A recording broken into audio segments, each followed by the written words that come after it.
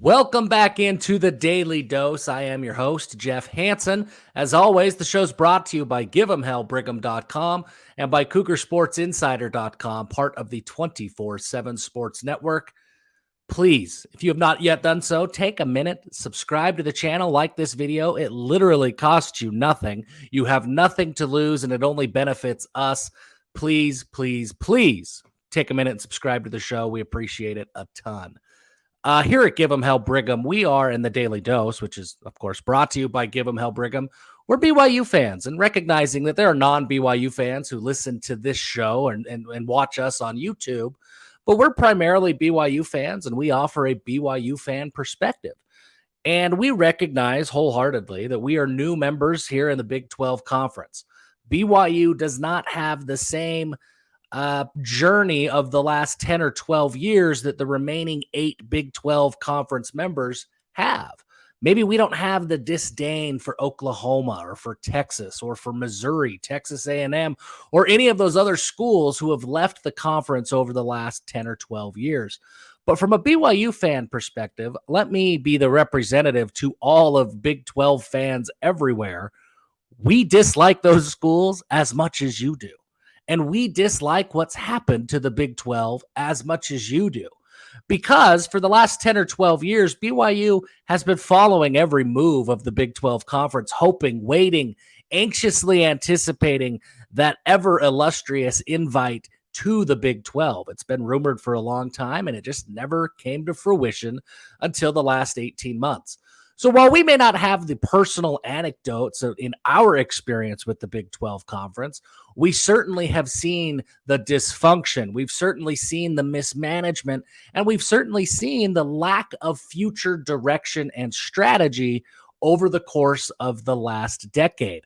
We may not be able to relate to it quite as much as you do in the Big 12, as you members who have been in the Big 12 Conference can, but we relate to it in our own degree, to a certain degree.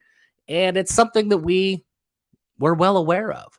And that's why it's so weird for me today as a BYU fan to look at what's happening across college football and to see the Big 12 Conference as arguably, maybe aside from the SEC, the most united and the most united conference who has the clearest vision into the future. You right now are seeing reports this week of the Big 10 Conference. There's upset coaches, upset athletic directors, and school administrators because maybe Kevin Warren's Sweetheart TV deal isn't going to turn out to be as great as he initially thought. Maybe he did some shady stuff like selling conference championships games to multiple networks and things like that. That huge payday doesn't look like it's going to be quite as much.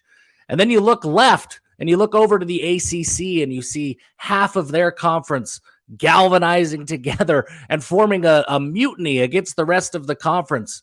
We don't know what's going to happen. Maybe they do unequal revenue sharing, or maybe they find some sort of a deal to appease the so-called Magnificent Seven. But there's clearly some ripples in the ACC family. There's some dissent among the members about who brings what to the table and who should be compensated for what. And those negotiations are now becoming more and more public, which is never a good sign. And then you look right to the Pac-12 Conference, and you still see TV negotiations. You see athletic directors have and really school presidents as well take to the media to share their opinion, and you see a very convoluted and different message from seemingly every president or AD who talks. There doesn't appear to be a lot of uniformity in their message, and it doesn't appear that there's a lot of unity in them as schools, that everybody's kind of looking out for themselves like they should be. Oregon seems to be waiting for the Big Ten to call, and they will leave tomorrow if they do. You've got schools like Arizona and Colorado that seem to have a foot on either side of the fence. There's lots of dissent in the Pac-12 Conference. Aside from the SEC, which continues to just do SEC things, and that's just win football games, and they don't care, the Big 12 appears to be the most unified conference in the country.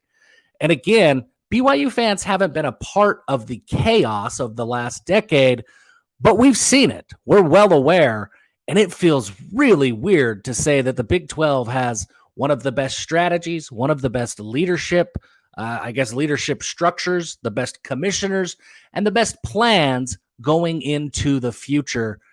That's not something that even seemed possible to say just a few years ago, but it is today. Brett Yormark has done a phenomenal job of unifying these schools. And I think that there is an overwhelming feeling of survival, and we've done it. And we all have a chip on our shoulder with the 12 schools who will make up the new Big 12 conference. And that is their guiding principle. That's their North Star. And it seems to be galvanizing enough of a galvanizing North Star that the Big 12 conference schools have a future and they have a plan.